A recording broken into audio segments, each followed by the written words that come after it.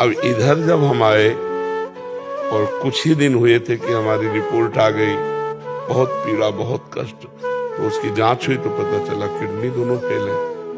अब हम साधन परायण थे, तपस्या, जितेंद्रियता, नियम, संयम, अब सब होश उड़ गए कि अब तो कुछ नहीं कर पाऊंगा।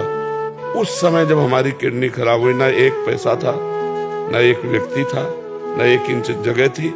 जिस आश्रम में रुकते वहां से निकाल दिए जाते थे कि इनकी किडनी खराब है, ज्यादा बीमार होंगे तो आश्रम को भार उठाना पड़ेगा। इसलिए पहले हमें कभी रोना नहीं आता था।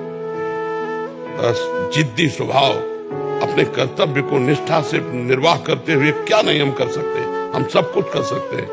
वहां हम फेल हुए। जब किडनी की रिपोर्ट आई और कोई साथी नहीं, उस समय न खाने का, न कोई बात करने वाला, न एक पैसा, न कोई हमें सपोर्ट देने वाला।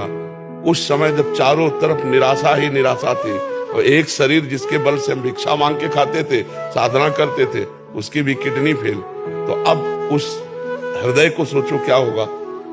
बताओ, ऐसी स्थिति, चलना मुश्किल था, मुझे आश्रम से निकाल दिया गया। तो मैं उस आश्रम के महंत के पास जब गया, महाराज, आओ महाराज। हमने कहा सुना है आपने हमारे लिए खबर भेज दी है कि आप निकल जाइए, तो अपराध बताइए। उनका कोई नहीं। उनका कारण बताइए। बोले कुछ नहीं कारण ऐसे। उनका आपको समझ में आना चाहिए कि मैं बीमार शरीर हूँ, कम से कम आपके यहाँ छत के नीचे तो पड़ा हूँ। हमारा कोई भरोसा नहीं है कि कब शरीर छूट जाए, तो कम से कम आप लोगों के बीच में तो। उन्होंने एक शब्द कहा, उनका मैं आपका ठेकेदार हूं क्या? तो हम कहा बस, इसके आगे हमने फिर तुरंत पलट गए। हम कहा नहीं, ठेकेदार तो हमारे भगवान है। हम कहा ठेकेदार तो हमारे भगवान है।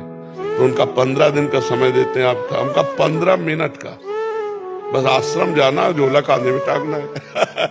अरे बचपन से बैरागी है कोई, मतलब ऐसे थोड़ी कि घुटने टेक दे माया के इस प्रपंच में। नहीं नहीं, शेर दिल रहे, जिंदगी भर शेर की तरह, भूख, प्यास, गर्मी, सर्दी, हर कष्ट सहना। बस झोला उठाया चल दिया।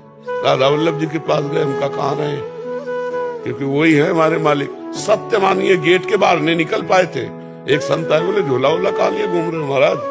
उनका निकाल दिए गए।